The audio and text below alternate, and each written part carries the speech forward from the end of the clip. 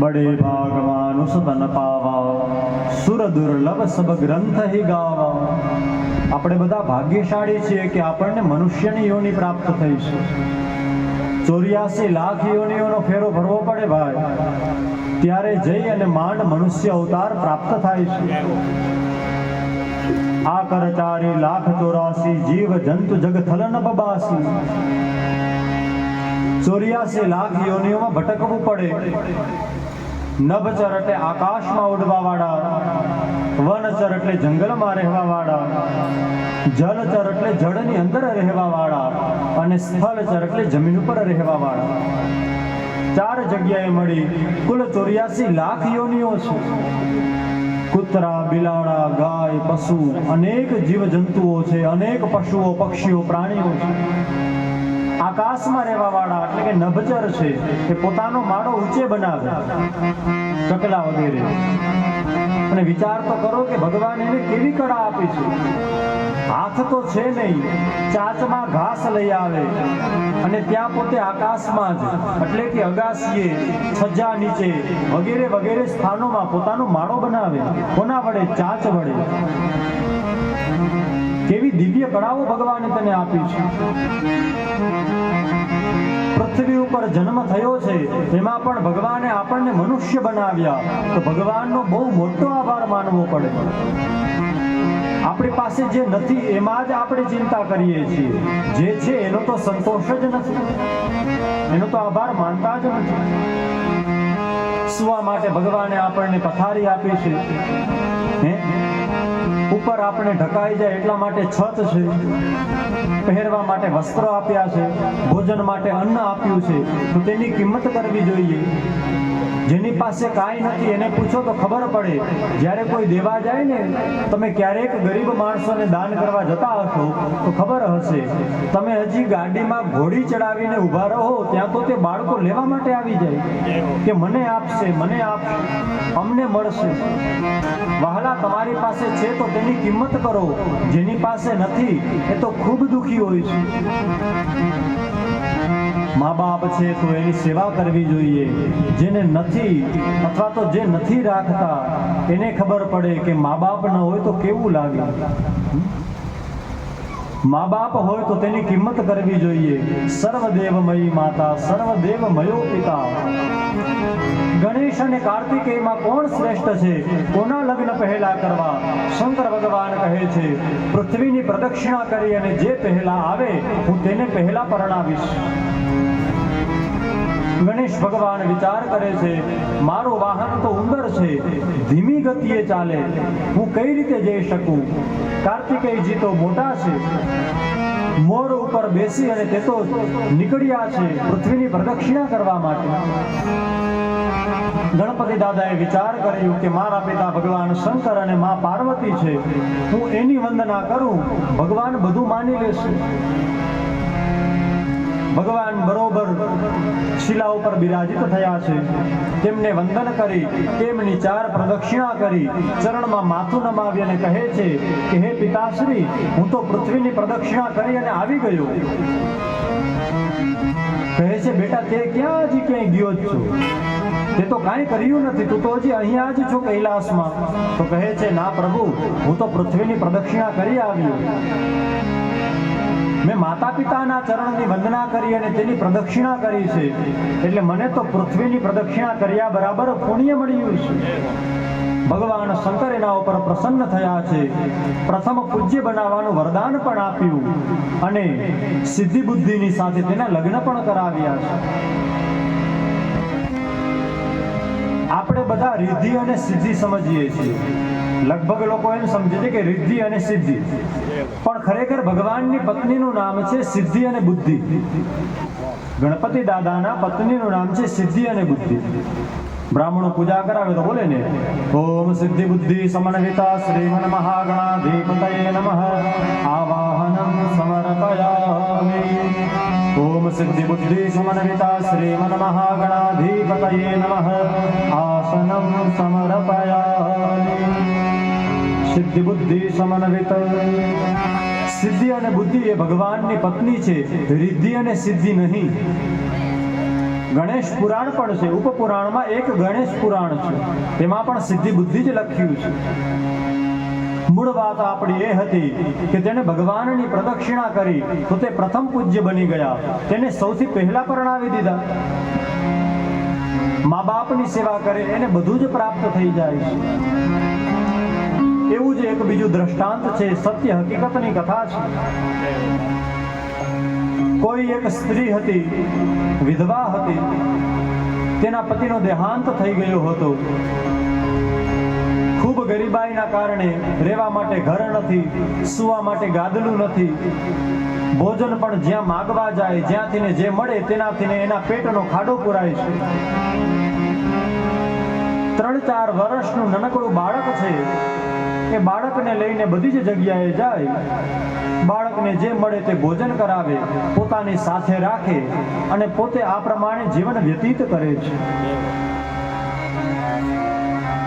એવામાં એક દિવસ તેના ગામમાં મેળો ભરાણો. એટલે આ સ્ત્રી વિચાર કરે છે કે આમ તો મારી પાસે કાંઈ નથી, પણ હું મારા બાળકને મેળામાં લઈ જાઉં. સુંદર મજાનું દ્રશ્ય જોશે તો એ રાજી થશે. નિરંતર માતા પિતા સંતાનનું જ હિત વિચારતા હોય છે. વિચાર કરે છે કે હું મારા બાળકને મેળામાં લઈ જાઉં, દ્રશ્ય જોશે, મેળો જોશે, બધી જ પ્રકારના સુંદર મજાના અનેક પ્રકારના વ્યંજનો વગેરે વગેરે જોશે તો મારું બાળક રાજી થશે. વિચાર કરી એ સ્ત્રી પોતાના બાળકને સાથે લઈ અને મેળામાં ગઈ છે. એ બાળકે એક જગ્યાએ રમકડા ઉપર હાથ રાખ્યો અને કહે છે કે માં, મારે આ રમકડું જોઈએ છે.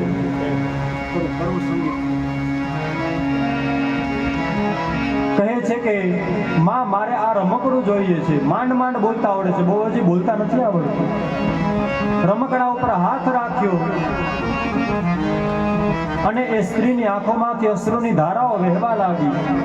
હે ભગવાન, તે મને બાળક તો આપ્યું છે, પણ એને લઈ દેવા માટે મારી પાસે 5 રૂપિયા પણ નથી.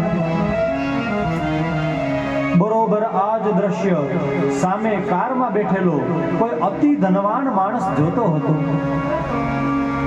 ત્યારે તે વિચાર કરે છે કે હે ભગવાન, 50નું માગે તો 500નું રમકડું લઈ દઉં, 5000 માગે તો 50,000 એની પાસે મૂકી દઉં, પણ રમકડું માગવા વાળો મારા આગળ દીકરો નથી.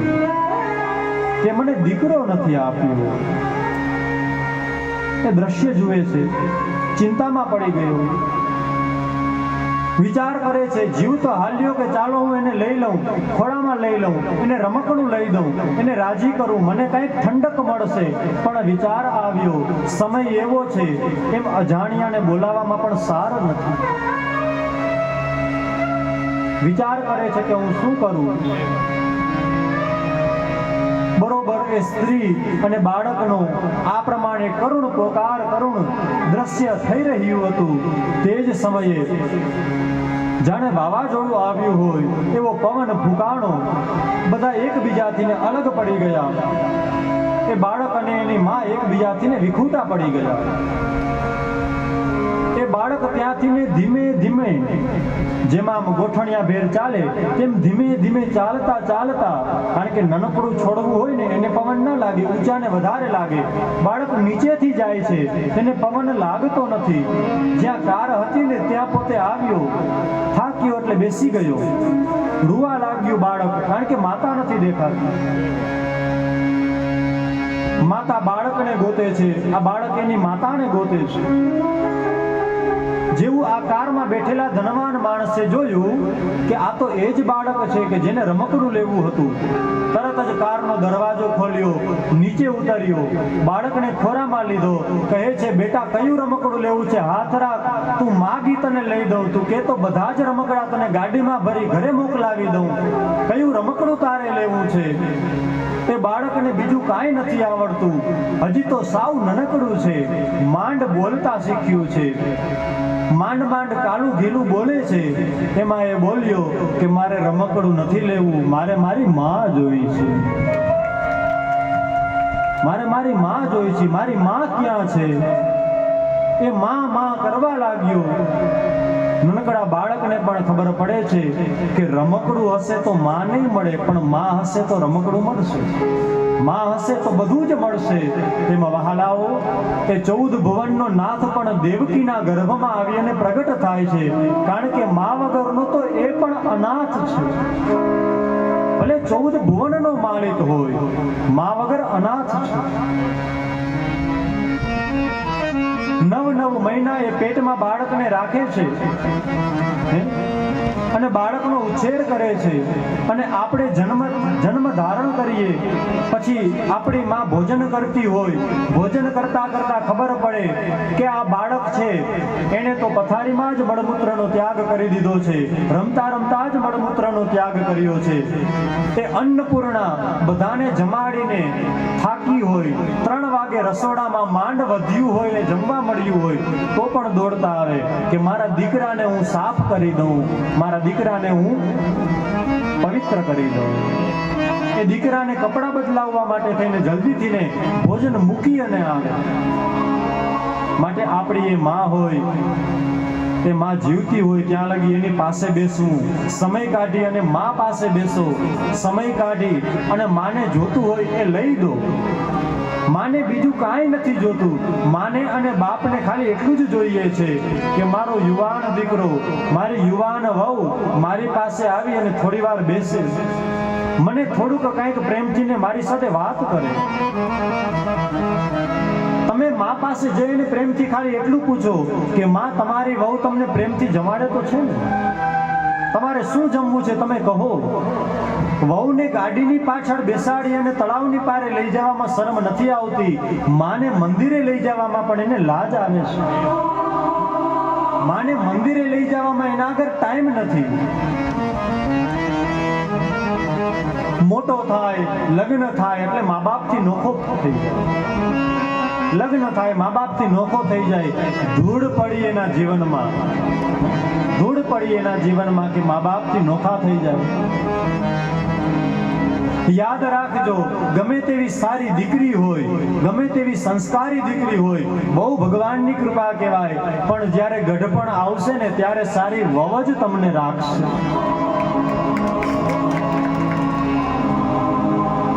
હું બધાને કહું કે દીકરી અને પિતાનો જે સંબંધ છે એવો જ સંબંધ સાસુ અને વહુનો હોવો જોઈએ.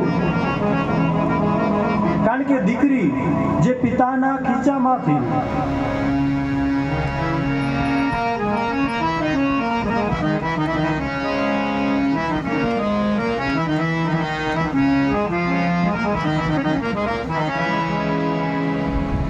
એ પિતાના ખીચામાંથી ગમે ત્યારે 5, 10 કે 50ની નોટ કાઢી લેતી હોય, એ જ્યારે સાસરે જાય અને રોકાવા આવે ત્યારે બાપા 100 રૂપિયા આપે ને તો પણ એમ કહે નથી જોતા. સંકોચ થાય કે હવે હું આ ઘરની દીકરી ન કહેવાઉં. દીકરી તો પારકી થાપણ કહેવાય. જે દીકરી પિતાને ગમે ત્યારે કહેતી હોય કે બાપા આમ જ કરાય, આમ જ કરવું પડે, લગ્ન થઈ જાય પછી તે પ્રેમથી પિતાના ખીચામાં હાથ પણ ન નાખે. ભાઈ કદાચ હિસાબ કરતો હોય તો રૂમમાં ન આવે.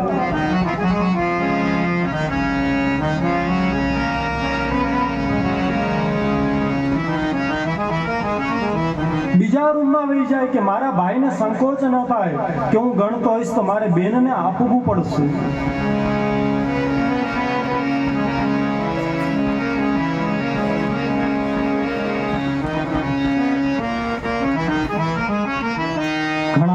ઘરોમાં એવું પણ થાય છે કે દીકરી સાસરે જાય પછી એને મન તો બહુ હોય કે હું મારા પિતાના ઘરે જાઉં, પણ ભાઈ ક્યારેક પ્રેમથી બોલાવતો નથી. લગ્ન થઈ ગયા, હવે ભાભી આવી ગયા, પ્રેમથી એની સાથે વર્તન કરતા નથી, એટલે દીકરી એના બાપના ઘરે જવાનું વિચારતી નથી. ઘણી જગ્યાએ આવું થતું હોય છે. તમારી જ દીકરીને તમારા ઘરે આવવામાં સંકોચ થાય તો એ સારું ન કહેવાય.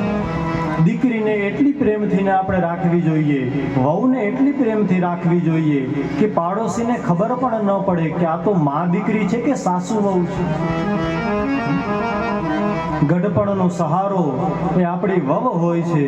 એટલા માટે દરેક વહુને પણ હું કહું કે જેટલી પણ ઓલી સિરિયલ છે ને, શું નામ છે, કભી સાસ ભી કભી બહુ થી, સાસ ભી કભી બહુ થી, એમ આપણે પણ ક્યારેક વહુ હતા, આપણે પણ મેણા ખાધા છે, પણ મારી આવનારી વહુને જો મેણા નહીં ખાવા પડે તો એની આવનારી વહુ હશે જે એના દીકરાની વહુ, એને પણ મેણા સાંભળવા પડશે. ઘણી જગ્યાએ ટેવ પડી ગઈ હોય કે મેં મારી હાહુના મેણા ખાધા હતા તો હું થોડી મૂકું. ઘણા ટેવ પડી ગઈ હોય. એક દિવસ એની વહુ સરસ મજાની એકદમ કઢી બનાવે છે, પણ એનાથી ને ભૂલમાં કંઈક વધારે પડી ગયું, કંઈક ઓછું પડી ગયું. એટલે જેવા સાસુમાં જમવા બેઠા એટલે કીધું, કઢી નથી આવડતી બનાવતા, બાપના ઘરે નથી બનાવી કોઈ દી. ઓલી બિચારી શાંતિથી સાંભળી લી. બીજે દિવસે કઢી બનાવી, એકદમ સરસ કઢી બની. આજે સાસુ 4 વાટકી કઢી પી ગયા. તરત સાસુ બોલ્યા, કાલે આવી કઢી કેમ નહોતી? કાલે તે આવી કઢી કેમ ન બનાવી? અમુકને ટેવ પડી ગઈ હોય કે પ્રેમથી બોલવું જ નહીં. વાલા, સ્વભાવ તો એવો રાખવો કે આપણી પાસે આવવાનું, કોઈને બેસવાનું મન થાય.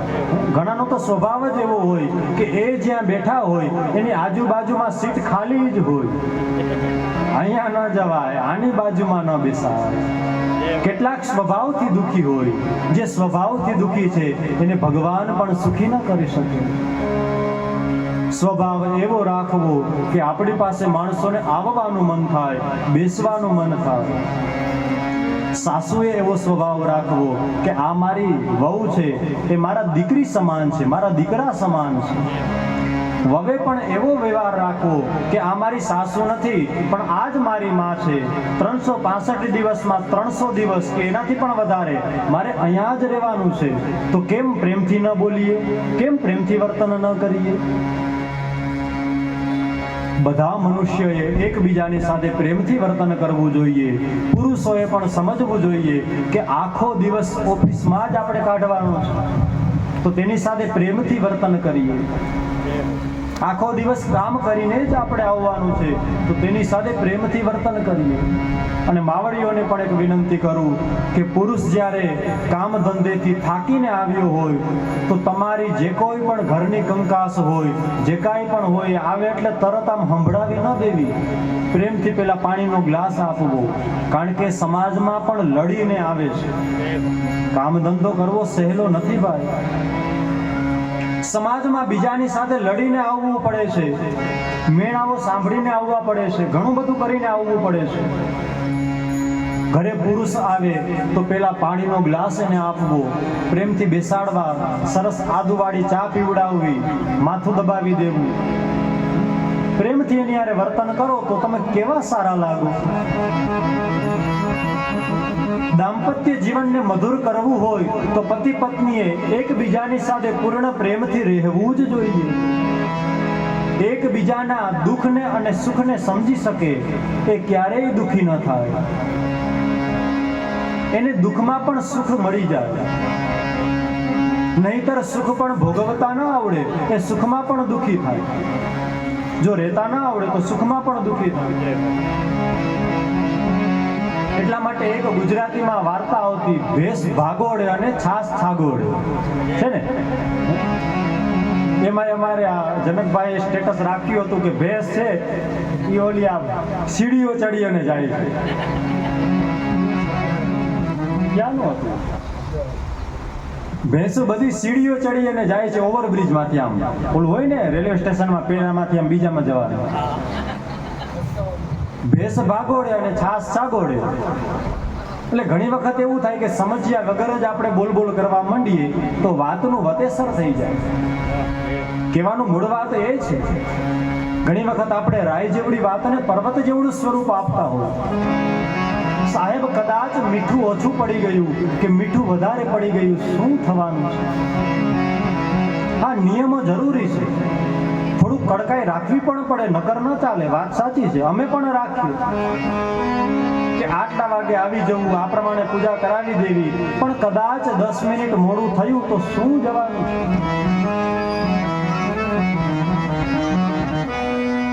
આપણે પણ એટલું સમજવું જોઈએ કે બને ત્યાં લગી શાક સારું બને, દાળ સારી બને, રસોઈ સારી બને. કેમ તો કે પેલા ઠાકોરજીને ધરાવશું, પછી આપણે જમશું. પેલા આપણે સામગ્રી ઠાકોરજીને અર્પણ કરીએ છીએ, ભોગ ધરાવીએ છીએ, પછી આપણે આરોગીએ છીએ. પણ કદાચ એમાં કાંઈ ઓછું આવી ગયું, કાંઈ વધારે આવી ગયું તો શું ફેર પડવાનો છે? માટે રાય જેવડી વાતને પર્વત જેવડું સ્વરૂપ આપે તો સુખમાં પણ દુઃખી થાય છે. અને પર્વત જેવડી વાત હોય એને રાય જેવી સમજી અને જવા દે કે કંઈ વાંધો નહીં, કાંઈ વાંધો નહીં, આ વાક્ય બહુ કામનું છે. કાંઈ વાંધો નહીં, આ વાક્ય બહુ કામનું છે ભાઈ. કીધું કે ફૂલનો હાર આપણે અર્પણ કરવો છે, પણ કદાચ એ ન હોય અને આપણે પુષ્પ અર્પણ કરી દીધું તો કાંઈ વાંધો નહીં, એમાં શું થવાનું છે? કંઈ વાંધો નહીં. વાક્ય મનુષ્યના સંબંધોને વધારે મીઠા બનાવી દે છે. અને આ કેમ? આમ ન હોવું જોઈએ. એ સંબંધો બગાડે છે.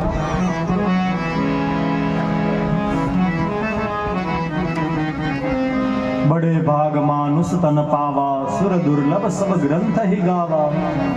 મનુષ્ય અવતાર વારે ઘડીએ મળતો નથી. પૂર્વ જન્મમાં આપણે માનવ જ હતા, કોઈ ખબર નથી. આવતા જન્મમાં ભગવાન માણસ જ બનાવશે, શું ગેરંટી છે? પૂર્વ જન્મમાં આપણે માણસ હતા, કાંઈ ખબર નથી. આવતા જન્મમાં માણસ જ બનશું, શું ખબર છે? માટે ભજી લ્યો ભગવાન, તને મળ્યો મનુષ્ય અવતાર. માંડ કરીને એમાં ભજ્યા નહીં ભગવાન, હેત ધરીને પછી ખાસો યમના માર પેટ ભરીને. માટે રામ નામ સંભાળ. એટલે આ માનવ દેહ મળ્યો છે તો તેની કિંમત કરવી જોઈએ.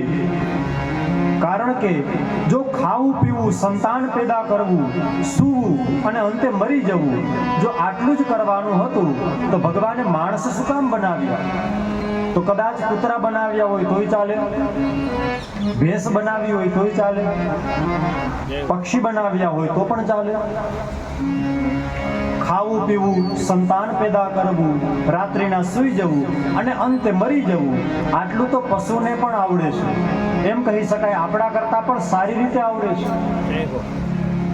તો માણસ શું કામ બનાવ્યા છે?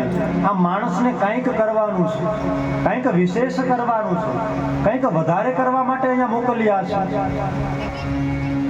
આપણને ભગવાને જે આ માનવ દેહ આપ્યો છે એ પરમાત્માને પ્રાપ્ત કરવા માટે છે. જે જીવ ભગવાનથી અલગ પડી ગયો છે તેને ભગવાનની સાથે સંબંધ થાય, એટલા માટે ભગવાને આપણને માનવનો દેહ આપ્યો છે. હાડ માંસ કી કોટરી, ભીતર સે ભારી ભંગાર.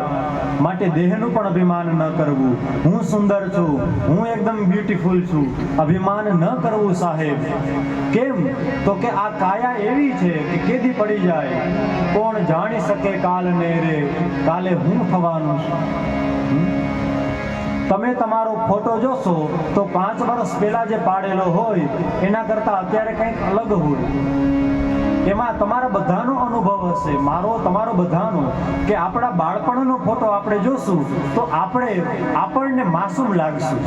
કેવું લાગે કે હું તો બહુ માસૂમ હતો, હું તો બહુ માસૂમ હતી, ત્યારે કેટલી ભોળી હતી, એવું લાગે ને. બાળપણનો ફોટો જુઓ એટલે એવું લાગે. યુવાન થાય ત્યારે એમ લાગે કે સુંદર છીએ, પછી જ્યારે ગઢપણ થાય 10 વર્ષ જાય એટલે શરીરમાં કરચલીઓ પડવા માંડે, દેખાવ પણ થોડો અલગ પડી જાય. માટે કાયાનું પણ અભિમાન ન કરવું, અભિમાન કોઈ વસ્તુનું ન કરવું. સંસારની બધી જ વસ્તુઓ મળે છે, આને મૃત્યુલોક કહેવામાં આવે. મૃત્યુલોક એટલે શું? તો કે અહીંયા બધું જ મળે છે. ગમે તેવો સરસ મજાનો આપણા મકાનનો દરવાજો હોય એ 100 વર્ષથી જૂનો ન હોય, 200 વર્ષ પછી પણ એ દરવાજો રહેવાનો ન હોય. કેમ? તો કે લાકડાનો હોય, લોખંડનો હોય, ક્યારેક કટાઈ જાય, ક્યારેક ભીનો થઈ જાય, ક્યારેક ફૂલાઈ જાય, તૂટી જાય. ઝાડવું હોય 30 વર્ષનું થાય, 200 વર્ષનું થાય, બહુ જૂનું થાય તો એ પણ ક્યારેક પડી જાય, કોઈ આવી અને કાપી નાખે, એનું પણ મૃત્યુ થાય. કોઈ નદીઓ હોય એનું આયુષ્ય હોય, કોઈ સમય એમાંથી માણસો પાણી ભરી અને પીતા હોય, પછી એ નદી છે એ સમય કરતા કરતા સાવ બંધ થઈ જાય.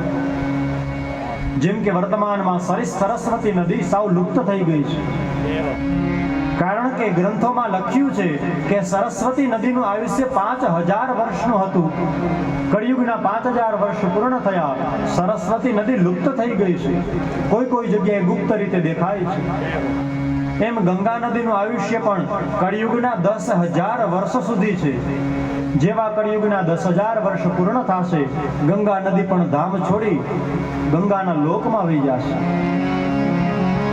માટે અહીંયા બધાનું આયુષ્ય છે, બધી જ વસ્તુઓ મરે છે, કારણ કે આને મૃત્યુલોક કહેવામાં આવે છે. શ્રીમદ ભાગવતનું નિત્ય નિરંતર પાન કરવું જોઈએ. મહાપ્રભુ શ્રી વલ્લભાચાર્યજી સુબોધીની ટીકામાં કહે છે, આના 7 પ્રકારે અર્થ કર્યા છે. શાસ્ત્રાર્થ, સ્કંદાર્થ, વાક્યાર્થ, પ્રકરણાર્થ, અધ્યાયાર્થ, શબ્દાર્થ અને પદાર્થ. 7 પ્રકારે અર્થો આપ્યા છે. યત શૃણવતામ રસજ્ઞાનામ સ્વાદુ સ્વાદુ પદે પદે. આના પ્રત્યેક પદમાં રસથી ને ભરપૂર છે.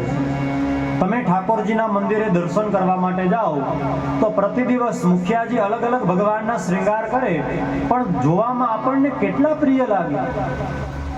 જુઓ એટલે એમ જ થાય કે જોયા જ કરીએ, આંખ બંધ કરવાનું મન ન થાય.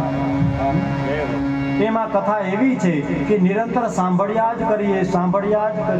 અહીંયાથી અમને પણ એમ થાય કે હજી આ કહું, હજી આ વાત કરું, હજી આ ઉદાહરણ આપું, પણ પહોંચવાનું છે હજી ક્યાંય નથી.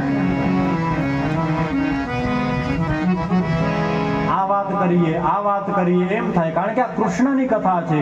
કૃષ્ણની કથામાં તો અનેક પ્રકારે લીલાઓ છે ભગવાન. રસથી ને ભરપૂર કથા છે. પ્રથમ સ્કંદ એટલે અધિકાર લીલા. તો ડોંગરેજી મહારાજ કહે છે કે વક્તાના પણ અધિકાર હોય, શ્રોતાના પણ અધિકાર હોય. જો તત્વની દ્રષ્ટિએ અહીંથી કથા કરવામાં આવે અને કદાચ શ્રોતાએ અધિકારી ન હોય તો બધું ઉપરથી જાય, તો તે વાત સમજાય નહીં. વક્તા અને શ્રોતાના અધિકાર બતાવ્યા છે. 3 પ્રકારના વક્તા હોય, 3 પ્રકારના શ્રોતા હોય. ભાગવતમાં 3 પ્રકારના વક્તા અને શ્રોતાઓ કથા કરે છે. શ્રી સુતજી મહારાજ વક્તા અને શૌનકાદિ ઋષિઓ શ્રોતા. એ સામાન્ય અધિકારી વક્તા અને શ્રોતા છે. શ્રી નારદજી મહારાજ કથા કરે છે, વક્તા છે, અને શ્રી વ્યાસજી મહારાજ સાંભળી રહ્યા છે. એના અસંતોષની કથા આવશે. એ વક્તા અને શ્રોતા એ મધ્યમ અધિકારી વક્તા અને શ્રોતા છે. ત્રીજા બતાવ્યા છે ઉત્તમ અધિકારી વક્તા અને શ્રોતા. શ્રી સુખદેવજી મહારાજ વક્તા અને પરીક્ષિત રાજા શ્રોતા. એક જ વખત કથા કરી, પણ આખું વિશ્વ જ્યારે પણ કથા કરે ત્યારે સૌથી પહેલા બોલીએ સુખદેવજી મહારાજ કી જય. સુખદેવજી મહારાજ ભાગવતના ઉત્તમ વક્તા છે અને પરીક્ષિત મહારાજ ભાગવતના ઉત્તમ શ્રોતા છે. ઘણી જગ્યાએ સુખદેવજી એમ પણ કહે છે કે અરે તમે ભોજન કરી લ્યો, તમને તરસ લાગી હશે, તમને હવે પેટમાં અગ્નિ થઈ હશે, ભૂખ લાગી હોય તો તમે ભોજન કરી લો, કાંઈ વાંધો નહીં. ત્યારે તે કહે છે, મને તો ન હવે અન્નની જરૂર છે, ન હવે જળની જરૂર છે. આ દેહ તો પરમાત્માની સાથે હવે એક તારો લાગી ગયો છે. હવે તો માત્ર કથા શ્રવણ કરવાનો હું પીપાસુ છું. ભગવાનની કથામાં સુખદેવજી મહારાજે ઘણી બધી પરીક્ષાઓ પણ કરી છે પરીક્ષિત રાજાની. 3 પ્રકારના વક્તા અને શ્રોતાના અધિકાર બતાવ્યા છે. એ જ પ્રમાણે વક્તા અને શ્રોતાના લક્ષણો પણ બતાવ્યા. કઈ રીતે ખબર પડે કે કયો ઉત્તમ અધિકારી છે, કઈ રીતે ખબર પડે કે કોણ મધ્યમ અધિકારી છે. સામાન્ય શ્રોતાના લક્ષણો બતાવ્યા છે. તો કે કથા સાંભળવામાં જિજ્ઞાસા હોય કે હવે પછી શું આવશે, આગળ કઈ કથા આવશે, આ ઉદાહરણ શું સમજાવવા માંગે છે. શ્રવણ કરવામાં આદર હોય, આપણે આદરની સાથે બેસીએ, વિનમ્રતાની સાથે બેસીએ. એ સામાન્ય શ્રોતાના લક્ષણો બતાવ્યા છે. એ જ પ્રમાણે સામાન્ય વક્તા એ કેવા હોવા જોઈએ, તો કે પરંપરાનો નિર્વાહ કરવા વાળા, જે પરંપરા ચાલી આવે છે એનો નિર્વાહ કરે. શ્રોતાના અધિકાર પ્રમાણે કથા કરે. શ્રોતા ગુજરાતી સમજે છે તો તેને ગુજરાતીમાં કથા કહે છે.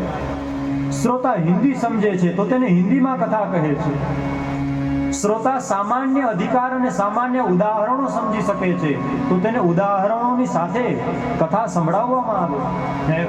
દ્રષ્ટાંત કુશલો ભવ, જે 6 અધ્યાયમાં મહાત્મ્ય બતાવ્યું તેમાં એ પણ કીધું છે કે વક્તાના લક્ષણો શું, તો કે દ્રષ્ટાંત આપવામાં કુશળ હોય. દ્રષ્ટાંત કુશલો ભવ. પછી કહેવાનું ચાતુર્ય, કઈ રીતે કથા મારે કહેવી કે એના કાનમાં જઈ અને હૃદયમાં કથા ઉતરે. ભાગવતના રહસ્યનું જ્ઞાન હોય, રહસ્યનો જાણકાર હોય, આવો જે વક્તા છે તે સામાન્ય વક્તા છે. પછી કહ્યું છે કે મધ્યમ અધિકારી વક્તા અને શ્રોતાના લક્ષણો સરખા છે.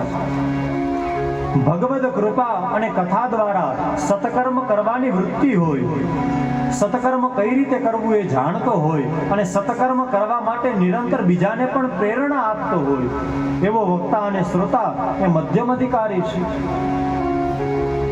ત્રીજું બતાવ્યું છે ઉત્તમ અધિકારી વક્તા અને શ્રોતાના લક્ષણો કેવા, તો કે દ્રઢ વૈરાગ્ય હોય, શબ્દ અને અર્થ બંનેનું જ્ઞાન જાણતો હોય. આવો અધિકારી એ ઉત્તમ અધિકારી વક્તા અને ઉત્તમ અધિકારી શ્રોતા છે, જે સુખદેવજી મહારાજ અને પરીક્ષિત રાજા છે. શ્રી વ્યાસજી મહારાજ પ્રથમ સ્કંદના 2 અધ્યાયના 6 શ્લોકમાં કહે છે કે ભક્તિ કરવી એ જીવ માત્રનો પરમ ધર્મ છે. બધાના ધર્મ અલગ અલગ બતાવ્યા છે. ચાર વર્ણ છે, એ જ પ્રમાણે ચારેયના ધર્મ પણ અલગ બતાવ્યા છે. બ્રાહ્મણ, ક્ષત્રિય, વૈશ્ય અને શૂદ્ર. બ્રાહ્મણનું કામ શું છે, તો કે શિક્ષણ આપવું. શિક્ષક, રક્ષક, પોષક અને સેવક. બ્રાહ્મણનું કામ છે શિક્ષા આપવી, ક્ષત્રિયનું કામ છે રક્ષા કરવી, વેપારીનું કામ છે વેપાર કરી બધાનું પોષણ કરવું, અને સેવકનું કામ છે બધાની સારી રીતે સેવા કરવી. આમાં કોઈ નીચું નથી. નકર ઘણીવાર આપણે એમ સમજી બેસીએ કે બ્રાહ્મણ બધાથી ઉત્તમ છે, ઓલા છે બધાથી નીચેલા છે, એવું કંઈ છે. બધા ભગવાનના શરીરમાંથી નીકળ્યા છે, બધા ભગવાનના અંગ છે. આગળ ઉપર કથા આવશે ત્યારે હું એ વાત પણ તમને સમજાવીશ. બધા યોગ્ય છે અને બધા શ્રેષ્ઠ છે. રામચરિત માનસ કહે છે, જાતિ પાતિ કુલ ધર્મ બળાઈ, ધન બળ ગુણ ધન ગુણ ચતુરાઈ. જાતિ શ્રેષ્ઠ નથી, વર્ણ શ્રેષ્ઠ નથી, મનુષ્યના કર્મ શ્રેષ્ઠ છે. આ બ્રાહ્મણના ઘરે જન્મ મળ્યો છે તો તે શ્રેષ્ઠ તો છે જ, પણ કર્મ કરે તો શ્રેષ્ઠ છે. અમૃતનું પાન કરવામાં આવે પણ તે લોઢાના વાસણમાં પાન કરવામાં આવે તો એટલું બધું ફળ આપે. અમૃતનું પાન કરવા માટે થઈ સોનાનું વાસણ જોઈએ. સિંહણનું જો દૂધ જોતું હોય તો એના માટે સોનાનું વાસણ જોઈએ. એ ગમે તે વાસણમાં દૂધ ન રહે ભાઈ. પાત્રનું મહત્વ છે, પાત્રતાનું મહત્વ છે. પાત્રતા में हमारे कमी रह गई. રોજ સવારે તે આવે છે કૃપા કરવા માટે, પણ આપણે જોઈ ન શક્યા કારણ કે પાત્રતામાં ક્યાંક કમી રહી ગઈ. કેટલા સુંદર કીર્તનો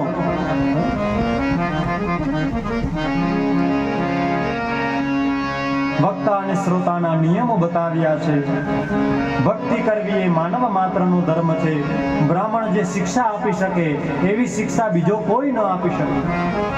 ક્ષત્રિય સમાજની રક્ષા કરી શકે, બેનું દીકરીઓ માટે રક્ષા કરવા માટે આગળ આવે, બ્રાહ્મણોની રક્ષા કરવા માટે આગળ આવે, ધર્મની રક્ષા કરવા માટે આગળ આવે. એ જે તલવાર ફેરવી શકે એ બીજો ન કરી શકે. કેમ તો કે એના લોહીમાં છે. વેપારી જે વેપાર કરવા જાય એના જેવો સરસ વેપાર બીજો કોઈ ન કરી શકે. કદાચ અમારા જેવા જાય તો લાખના 12,000 કરીને આવે. કેમ તો કે વેપાર કરતા ના આવડે ભાઈ. હા, કથા કઈ સંભળાવે પણ વેપાર કરતા ના આવડે. કથાને વેપાર સમજી બેસે તો કથાનો સાર.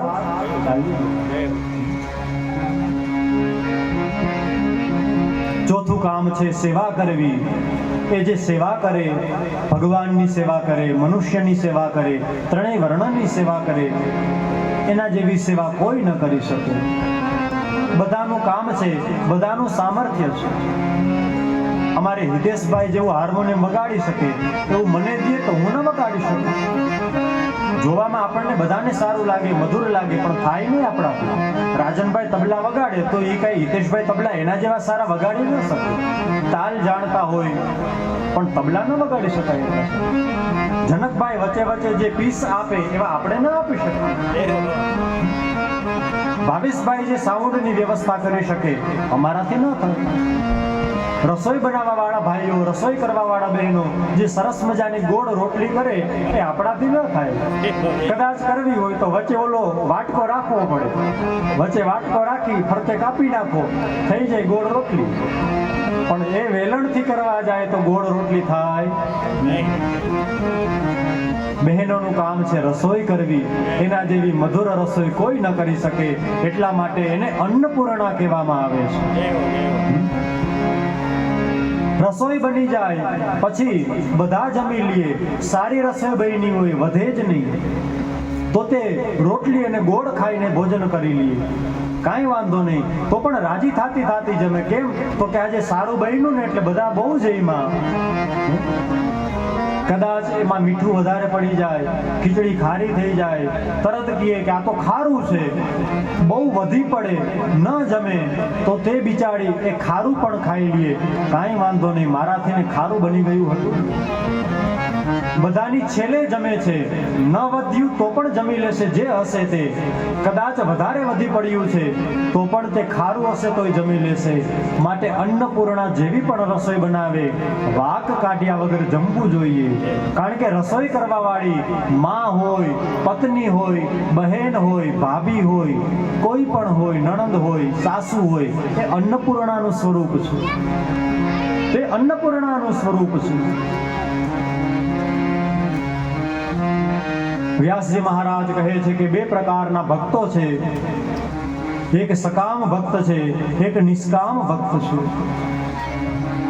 સકામ ભક્ત કેવા હોય છે તો કે જે કામનાથી ભગવાનની ભક્તિ કરે તેને સકામ ભક્ત કહેવામાં આવે. જેને કંઈક મેળવવું છે તે ભગવાનનો સકામ ભક્ત છે. ધ્રુવજી મહારાજને પરમ પદ મળ્યું, ભગવાનને પ્રાપ્ત કરી લીધા, પરંતુ ધ્રુવજી મહારાજ ગયા હતા કંઈક મેળવવા માટે. મારો પિતા મને ખોડામાં બેસાડે એટલા માટે થઈ. મારી માતાએ કીધું છે કે તારે ભગવાનને પ્રાર્થના કરવી પડે, એટલા માટે તેઓ સકામ ભક્ત છે. પરીક્ષિત મહારાજ ગંગા કિનારે બેઠા છે પણ કાંઈ નથી જોતલું એટલે નથી બેઠા, ભગવાનને મેળવવા છે એટલા માટે બેઠા છે. કંઈક જોઈએ છે એટલે તમે ભગવાનની ભક્તિ કરો તો તેને સકામ ભક્ત કહેવામાં આવે. મારી આ માનતા પૂરી થઈ જાય એટલા માટે હું કાર્ય કરું છું તો તેને સકામ ભક્ત કહેવાય. બીજા છે નિષ્કામ ભક્ત, જેને કાંઈ નથી જોતું. ધ્રુવની જ લાઈનમાં આપણે વિચારીએ તો પ્રહલાદજી, એ ચાહે ગમે ત્યાંથી એને ફેંકે, ગમે તે કરે, એ ભગવાનને ચિંતા હોય, એને કાંઈ ચિંતા ન હોય. મારો નાથ આવી મને બચાવી લેશે. પ્રહલાદ નિષ્કામ ભક્ત છે, મીરાબાઈ નિષ્કામ ભક્ત છે, રાણો ભલે ઝેર આપે એ ભગવાન આવી એને અમૃત બનાવી દે.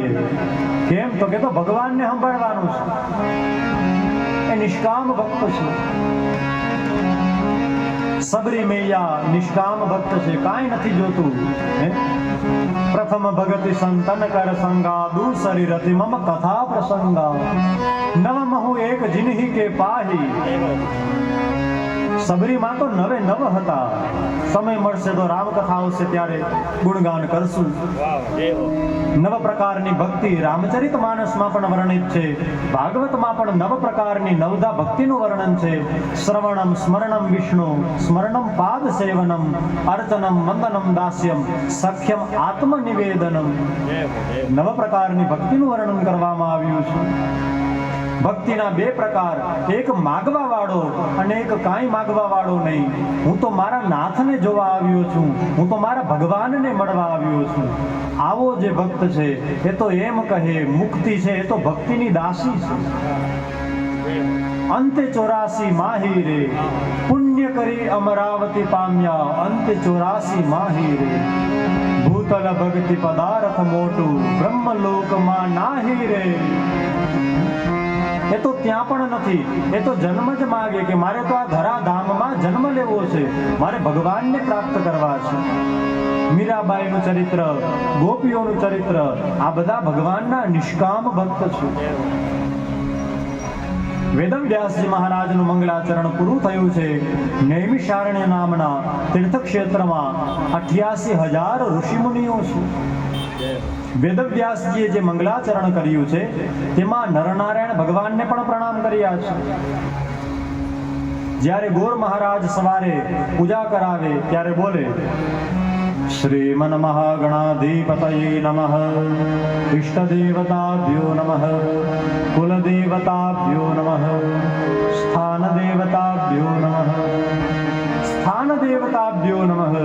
એ સ્થાનના દેવતાઓને પણ પ્રણામ કરવા. આજુબાજુના મંદિરો છે એ આપણા સ્થાનના ભગવાન છે. ભગવાન વેદવ્યાસજીએ જ્યાં ભાગવત લખ્યું ત્યાં સામે નરનારાયણ ભગવાન છે. એટલે તેઓ પ્રણામ કરે છે. નારાયણમ નમસ્કૃત્યમ નરમ ચૈવ નરોત્તમમ દેવીમ સરસ્વતીમ વ્યાસો તતો જયમુદીરયે. સ્થાનના દેવતાઓને પ્રણામ કરવા જ જોઈએ. આગળ કહે છે માં સરસ્વતીની વંદના કરી છે. સરસ્વતી માતાને પ્રણામ કર્યા, કારણ કે માં સરસ્વતીની જ્યાં સુધી કૃપા ન થાય ત્યાં લગી મળેલું જ્ઞાન પ્રગટ ન થાય. ગણપતિની કૃપા વગર જ્ઞાન ન મળે અને સરસ્વતીની કૃપા વગર જ્ઞાન પ્રગટ ન થાય. બ્રહ્માજી બુદ્ધિના દેવ છે. બ્રહ્માજી બુદ્ધિના દેવ છે. એ વાત પણ પછી કરશું. હવે ઋષિમુનિઓ 1000 વર્ષ સુધી ચાલે એવા યજ્ઞનું અનુષ્ઠાન કરવા માટે બેઠા છે. સૌનકજી મહારાજ સુતજીને 6 પ્રકારના પ્રશ્નો પૂછે છે. પ્રશ્નો પૂછવામાં આવ્યા. સદૈશ્વર્ય યુક્ત ભગવાન છે, જેના 6 ગુણ છે, તેના વિશે 6 પ્રશ્ન પૂછ્યા. 6 ગુણોથી યુક્ત હોય તેને ભગવાન કહેવાય. તેના વિશે 6 પ્રશ્ન, ન 5 ન 7. કેમ તો કે ભગવાનની બાબતમાં પ્રશ્નો છે. પ્રશ્ન કરે છે કળિયુગમાં જીવ માત્રના કલ્યાણ માટે સરળ સાધન કયું છે તે મને બતાવો. જીવ માત્રનું કલ્યાણ સાથી થાય એ મને જણાવો. ભગવાન શ્રી કૃષ્ણ દેવકીના ગર્ભથીને અવતરિત થયા હતા તો શા કારણે અવતરિત થયા હતા તે જણાવો. ભગવાન લીલા અવતારો કરે છે તો શા માટે કરે છે તેના ચરિત્ર સંભળાવો. શ્રી હરિના અન્ય પણ અવતારો થયા છે તો બધા જ અવતારો મને જણાવો. પ્રભુ ધામમાં ગયા પછી ધર્મ કોના શરણે ગયો છે તે પણ મને બતાવો. આવા 6 પ્રકારના પ્રશ્નો કરવામાં આવ્યા. સુતજી મહારાજ વેદવ્યાસજીને પ્રણામ કરે છે, સરસ્વતીજીને પ્રણામ કરે છે, પછી મંગલાચરણ કરી કથા કરવાનો પ્રારંભ કરે છે. સૃષ્ટિના પ્રારંભમાં ભગવાનને લોકોના નિર્માણ કરવાની ઈચ્છા થઈ, અનેક લોકોનું નિર્માણ કરવાની ઈચ્છા થઈ, મહતત્વ આદિ તત્વોની ઉત્પત્તિ કરી. 24 તત્વ અને 25મું પરમ તત્વ, જેને પ્રકૃતિ પણ કહેવામાં આવે. સત્વમ રજસ તમઃ ચૈવ, 3 પ્રકારના તત્વ છે. મહત તત્વમાંથી બીજા તત્વો પ્રગટ થયા છે. સાધનો દ્વારા 10 ઇન્દ્રિયો ઉત્પન્ન કરવામાં આવી, એક મન ઉત્પન્ન કરવામાં આવ્યું, 5 પ્રકારના ભૂત અર્પણ કરવામાં આવ્યા. એ ભૂત કયા છે? આકાશ, વાયુ, પૃથ્વી, જળ અને તેજ. આ પંચભૂતથી બનેલું આપણું શરીર છે. શરીરમાં જે ચામડી છે તે પૃથ્વી છે. શરીરમાં ચામડી છે તે પૃથ્વી છે. અંદર ખાલી જગ્યા છે તે આકાશ છે. ભૂખ લાગે એટલે આપણે જ્યાં કેરીનો રસ, લાડવા, દાળ ભાત, 11 રસો એ બધું અંદર જાય છે તો જગ્યા છે તો જાય ને, નકર કેવી રીતે જાય? શરીરમાં ખાલી જગ્યા છે તે આકાશ છે. પવન દ્વારા અન્ન બધી જ જગ્યાએ પહોંચાડે છે તે વાયુ છે. તમે ગમે તે જમો છો તેનાથી પાણી બની અને બધી જ જગ્યાએ પહોંચે છે એ પ્રવાહી, એ પાણી છે. હૃદયમાં બિરાજેલા પરમાત્મા જે શરીરને નિરંતર સક્રિય રાખે છે તે તેજ છે. તેને તેજ જાણવું જોઈએ. આ 5 ભૂતોથી બનેલું શરીર છે. 16 કળાયુક્ત પુરુષ છે. આદિનારાયણ જલની સૈયામાં બિરાજિત થાય છે. ભગવાન જ્યારે જલ સૈયામાં બિરાજિત હતા, શેષ સૈયા ઉપર બિરાજિત હતા, ત્યારે તેની નાભીમાંથીને કમળ પ્રગટ થયું. તેમાંથીને બ્રહ્માજીની ઉત્પત્તિ થઈ છે. ભગવાનના 24 અવતારોનું વર્ણન કરવામાં આવ્યું છે. ટૂંકમાં વર્ણન કરે છે. કૌમાર સર્ગમાં સનક, સનંદન, સનાતન અને સનત કુમાર 4 બ્રાહ્મણના રૂપમાં ભગવાનનો પ્રથમ અવતાર થયો. હિરણ્યાક્ષને મારવા માટે અને પૃથ્વીને પ્રગટ કરવા માટે, પાતાળમાંથી સમુદ્રમાંથી બહાર કાઢવા માટે દંતસૂળ ઉપર પૃથ્વીને લઈ આવ્યા. એ ભગવાનનો બીજો વારાહ અવતાર થયો.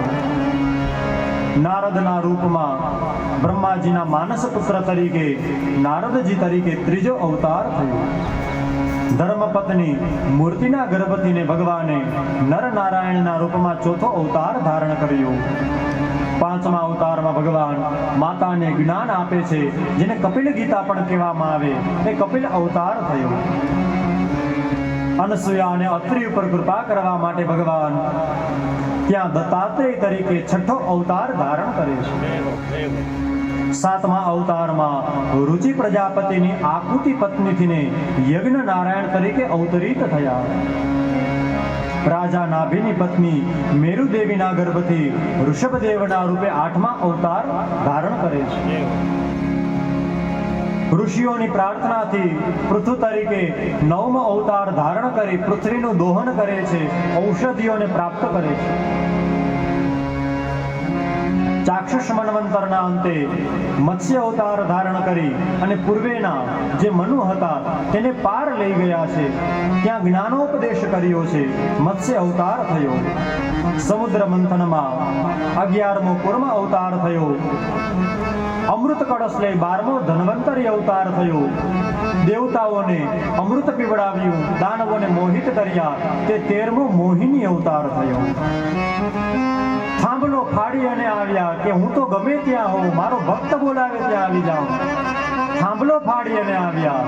નરસિંહ તરીકે ભગવાન પ્રગટ થયા. ભગવાનનો 14મો અવતાર થયો. 15મા અવતારમાં વામન તરીકે અવતાર ધારણ કર્યો. વિરાટ બની અને માગ્યું વામનમાં, વિરાટ બની અને બધું લઈ ગયું. 16મા અવતારમાં પરશુરામ બન્યા. અધર્મીઓને માર્યા છે, ધાર્મિકો પર કૃપા કરી છે. સત્યવતીના ગર્ભથી વેદવ્યાસ તરીકે 17મો અવતાર થયો. દેવતાઓનું કાર્ય કરવા માટે પોતાના ચરિત્રથી બતાવ્યું કે મનુષ્યએ આવી રીતે જીવન જીવવું. એ પ્રમાણે મર્યાદા પુરુષોત્તમ શ્રી રામ તરીકે અવતરિત થયા. 19મો અવતાર ભગવાનનો બલરામ તરીકે થયો છે અને 20મો અવતાર આપણા બધાના લાડીલા આપણા ઈષ્ટદેવ ભગવાન શ્રી પૂર્ણ પુરુષોત્તમ બાલકૃષ્ણ તરીકે પ્રગટ થયા છે. 21મો અવતાર બુદ્ધ ભગવાનનો થયો, 22મો અવતાર કળિયુગના 700 થી ને 800 વર્ષ બાકી હશે ત્યારે વિષ્ણુ યશ બ્રાહ્મણના ઘરે અવતાર ધારણ કરશે, તે કલ્કી અવતાર થશે. કળિયુગમાં કલ્કી કેટલાય નીકળ્યા છો, ઢોંગી કલ્કી અત્યારે છે ને વચમાં સાંભળ્યું હતું રાજકોટમાં કોઈ કહે છે હું કલ્કી છું, એ ભલે કલ્કી હોય એનું કલાક લગીએ કઈ હાલે નહીં. એટલે કલ્કી અવતાર હવે થવાનો છે ક્યારે, તો કે કળિયુગના 700 થી 800 વર્ષ બાકી હશે ત્યારે. હંસ અને હયગ્રીવ મળી અને 24 અવતારો થાય છે. આદિ પુરુષ અને બ્રહ્મા મળીને પણ 24 અવતારો થાય છે. આ પ્રમાણે ટૂંકમાં 24 અવતારોની કથા ભગવાનની વર્ણન કરવામાં આવી. સૌનકજી પ્રશ્ન કરે છે, ભાગવતની રચના કોની પ્રેરણાથી કરવામાં આવી? વેદ વ્યાસજી આ કઈ રીતે ભાગવત તૈયાર કર્યું? સૌનકજી બીજા પણ સુંદર પ્રશ્નો કરે છે. કહે છે કે એક દિવસે સરસ્વતી નદીના કિનારે ખિન્ન મનથી વ્યાસજી બેઠા હતા. વિચાર કરે છે, મેં 17 પુરાણોની રચના કરી, મેં 6 શાસ્ત્રો, ઉપનિષદો, અનેક ગ્રંથો લખ્યા, અરે મહાભારત લખ્યું છે, પણ મારા મનને સંતોષ નથી. હજી કંઈક ખૂટે છે, હજી કંઈક બાકી છે એવું લાગે છે. જ્યારે ચિંતા કરતા હતા તે જ સમયે બરોબર નારાયણ નામનું સંકીર્તન કરતા કરતા સમ્યાપ્રાસ આશ્રમમાં શ્રી નારદજી પધાર્યા. નારદજીને આવેલા જોઈ આસન આપ્યું, અર્ઘ્ય અર્પણ કરી વંદન કરી અને પૂછે છે, હે દેવ ઋષિ, તમારું આગમન શા કારણથી થયું? કહે છે કે મેં તમને ચિંતાતુર જોયા એટલે ત્યાં હું આવ્યો છું. હે વેદ વ્યાસજી, તમે ઘણું બધું કર્યું છે, પણ તમારી ચિંતાનું કારણ હું તમને જણાવું છું. ભગવાન શ્રી કૃષ્ણની મહિમા જેમાં વિશેષ બતાવી હોય તેવો ગ્રંથ તમે હજી રચ્યો નથી, તેવા ગ્રંથનું તમે નિર્માણ કર્યું નથી. નારદજી પોતાના પૂર્વ ચરિત્ર બતાવે છે. પૂર્વના જન્મમાં હું બ્રાહ્મણની દાસી તરીકે, બ્રાહ્મણની જે દાસી હોય તેના દીકરા તરીકે અવતરિત થયો હતો. દાસી પુત્ર હતો એટલે બહુ કઈ જ્ઞાન ન હતું, પણ બાળપણથી જ હું રમત ગમતમાં લાગતો ન હતો. હું માતાની સેવા કરતો હતો, હું બ્રાહ્મણોની સેવા કરતો હતો. આ વાત યાદ આવી એટલે એ પણ યાદ આવ્યું કે જ્યારે ગુરુ દ્રોણાચાર્ય એમ કહે કે હવે અત્યારે બ્રેક, જેમ શાળાઓમાં બ્રેક પડે ને એમ પાઠશાળાઓમાં પણ અભ્યાસમાં બ્રેક આવે, કહે કે હવે તમારા માટે સંધ્યાનો સમય છે, હવે તમારા માટે ભોજનનો સમય છે, હવે તમે આરામ કરવા માટે જાઓ. પણ ગુરુ દ્રોણાચાર્ય જ્યારે અશ્વત્થામાને ભણાવતા હોય ત્યારે અર્જુન આવી અને બેસી જાય. દ્રોણાચાર્ય પૂછે કે અર્જુન, તારે આરામ નથી કરવો? કહે છે કે હે ગુરુજી, જ્યારે ગુરુ ભણાવતા હોય એ આરામ કરવાનો સમય ન હોય. ગુરુ જ્યારે ભણાવતા હોય એ આરામનો સમય જ ન હોય.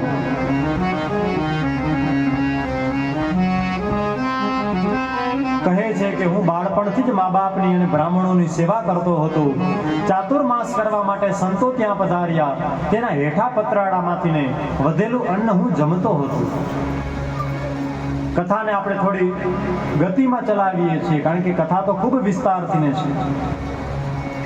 5 વર્ષનો બાળક હોવા છતાં પણ હું તેમની સેવા શુશ્રૂષા કરતો હતો. એ સાધુ સંતો જ્યારે ચાલ્યા ગયા ત્યાંથી ત્યારે હું ત્યાં જ રોકાણો, કારણ કે સાધુ સંતોએ કહ્યું કે હું તને અત્યારે સાથે ન લઈ જઈ શકું, તારે માતાની સેવા કરવાની છે. એક સમયે માતાને સર્પ કરડ્યો, માતાનું મૃત્યુ થયું. મેં વિચાર્યું, હોય સોજો રામ રચી રાખા, કા કરત બળાવહી શાખા. હરી કરે સો હોય, ભગવાને જે કર્યું તે બરાબર કર્યું. એમ વિચાર કરી અને હું ભગવાનનું નામ લેતો લેતો નીકળી ગયો. મારી ઇન્દ્રિયોને મેં કાબુમાં રાખી ભગવાનનું નામ લેવા માટે ઉત્તર દિશા તરફ ગયો. પીપળાના વૃક્ષ નીચે આવી અને ભગવાનનું નામ લેવા લાગ્યો. હૃદયમાં ભગવાન પ્રગટ થયા છે. જેવી આંખ ખોલી ભગવાન અંતર્ધાન થઈ ગયા. ફરી પાછો પ્રયત્ન કર્યો, ધ્યાન લગાવ્યું, આંખો બંધ કરી, પણ હવે ભગવાન દેખાતા નથી. હું રડવા લાગ્યો ત્યારે આકાશવાણી થઈ કે હે બેટા, તારો આ દેહ છે તે માયાથી ને રચેલો દેહ છે. તે પાપી દેહ છે, તને આ દેહથી ભગવાન નહીં મળે, બીજા જન્મમાં હું તને પ્રાપ્ત થઈશ. ત્યારે હું મૃત્યુની વાટ જોવા લાગ્યો. મૃત્યુ આવ્યું, શરીર છૂટ્યું. પછી જ્યારે બ્રહ્માજી જાગ્યા અને તેની સાથે આખી સૃષ્ટિ જાગવા લાગી, ત્યારે તેના મનમાંથીને જેટલા પણ ઉત્પન્ન થયા તેની સાથે હું પણ પ્રગટ થયો. નારદ તરીકે મારો પ્રચાર પૂરા વિશ્વમાં થયો. હું દેવતાઓનો ઋષિ કહેવાનો. માટે હું ભગવાનના નામનું, નારાયણનું સંકીર્તન કરતા કરતા જ્યાં પણ જાઉં છું ત્યાં બધાનું કલ્યાણ કરું છું. આમ કહી અને કહે છે કે હે વેદવ્યાસજી, તમે સમાધિ ભાષામાં જે જુઓ તે તમે લખી નાખજો. આમ કહી તેઓ નારાયણ નામનું સંકીર્તન કરતા કરતા નીકળી ગયા. વેદવ્યાસજીએ સમાધિ ભાષામાં જે જોયું 18,000 શ્લોકો રચી નાખ્યા. તે બોલે છે, ગણપતિ દાદાને લખવા માટે બેસાડ્યા, નિયમ રાખ્યો. ગણપતિ દાદા કહે છે કે હે વ્યાસજી, હું લખવા માટે બેસું, પણ એક શરત છે, તમારે નિરંતર બોલ્યા જ કરવાનું. જો તમે ઊભા રહેશો તો હું લખવાનું મૂકી અને ચાલ્યો જઈશ. વેદવ્યાસજી 100 શ્લોક લખે, પછી એક એવો અટપટો શ્લોક આપી દે કે જે વિચાર કરે કે આ બરોબર છે કે બરોબર નથી, ત્યાં તો બીજા અનેક શ્લોકોની રચના કરી નાખે. કહે છે કે વેદવ્યાસજી આ ભાગવત તૈયાર કર્યું, પછી વિચાર કર્યું કે આ ભાગવતનો દિવ્ય ગ્રંથ છે એ હું આપીશ કોને? કોઈ આશ્રમના સંત હોય તો તેને પણ ચિંતા હોય કે મારા પછી આ પીઠ મારે આપવી કોને? યોગ્યને આપી શકાય, ગમે તેને ન આપી શકાય. મહાભારતની સિરિયલ લગભગ બધાએ જોઈ હશે તો ખબર હશે કે શાંતનુ મહારાજ થયા, પછી જે ભરત મહારાજ થયા, આગળ કોઈ રાજા થયા કે જે રાજા જુએ છે કે મારા સંતાનોમાંથી કોઈ યોગ્ય નથી, એટલે બીજા જ વ્યક્તિને પોતાની ગાદી સોંપે છે. 9 દીકરાઓ હતા, કોઈને રાજ્ય ન સોંપ્યું. યોગ્યને આપવામાં આવે. વક્તા પણ યોગ્ય હોવા જોઈએ, રાજા પણ યોગ્ય હોવા જોઈએ. આપણે મત આપવો જ જોઈએ. મત નહીં આપો તો અયોગ્ય આવી અને શાસન કરી જશે. માટે ચૂંટણી આવે છે, મતદાન કરવા જવું જ જોઈએ, પણ આપણને જે સારો લાગે, આપણા બેનું દીકરીઓની જે રક્ષા કરે, આપણા ધર્મની જે રક્ષા કરે, સમાજમાં જે કાર્ય કરે, એને જ આપણો નેતા તરીકે આપણે સ્થાપિત કરવો જોઈએ. કોઈ પક્ષની વાત નથી, કોઈ વ્યક્તિની વાત નથી, કોઈથી મતલબ નથી. આપણે જે ધર્મની રક્ષા કરે એ જ આપણને ગમે, બાકીનાનું કામ જ નથી.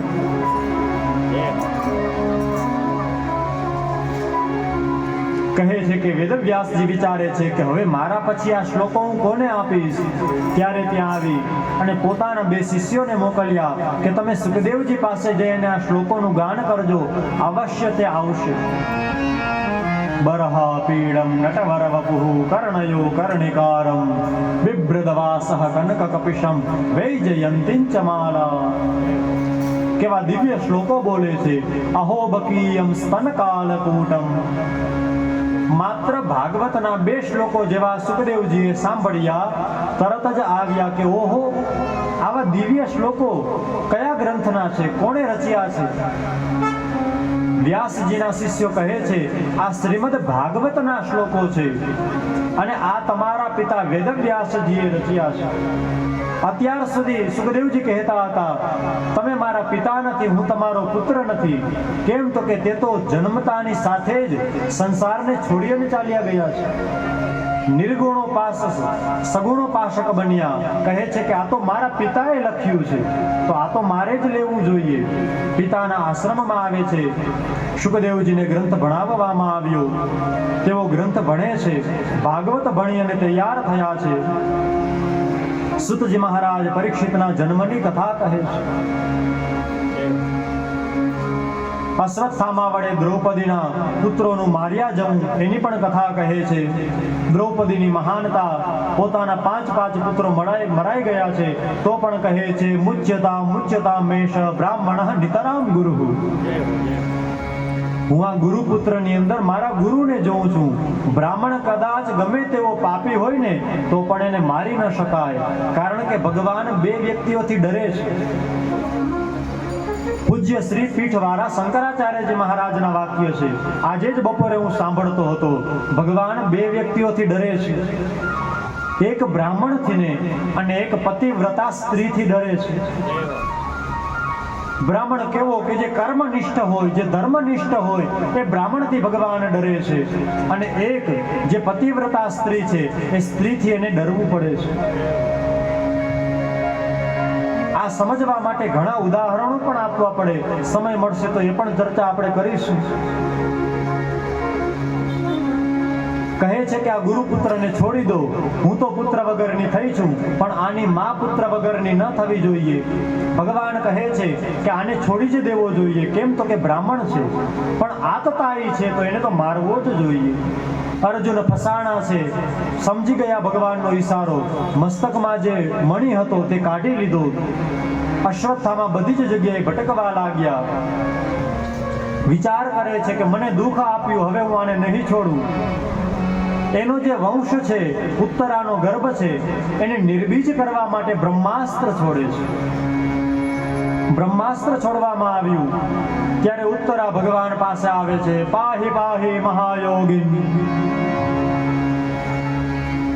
ઉત્તરા ભગવાનના ચરણ પકડે છે અને કહે છે કે હે પ્રભુ, મારા ગર્ભની તમે રક્ષા કરો. આ ભયંકર બાણ આવી રહ્યું છે, મારા ગર્ભને મારી નાખશે. મારો નાશ થાય મને જરાય ચિંતા નથી, પણ મારા ગર્ભનો નાશ ન થાય તમે ચિંતા, મને એની ચિંતા છે. ગર્ભમાં પરીક્ષિતનું રક્ષણ કરવા માટે ભગવાન તેના ગર્ભમાં પ્રવેશ કરે છે. કુંતીજી સ્તુતિ કરે છે ભગવાનની. યુધિષ્ઠિરને શોક થયો છે. ભીષ્મ પિતામહ યુધિષ્ઠિરને જ્ઞાન સમજાવે છે.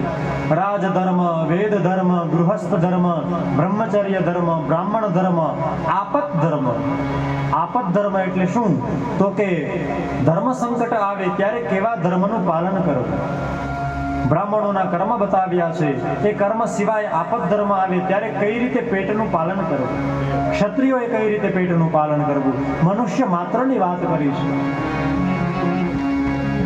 ભીષ્મજીની સ્તુતિ છે. ભીષ્મ દાદા યુધિષ્ઠિરને જ્ઞાન આપે છે. પછી ભગવાન દ્વારિકાધીશની સ્તુતિ કરે છે.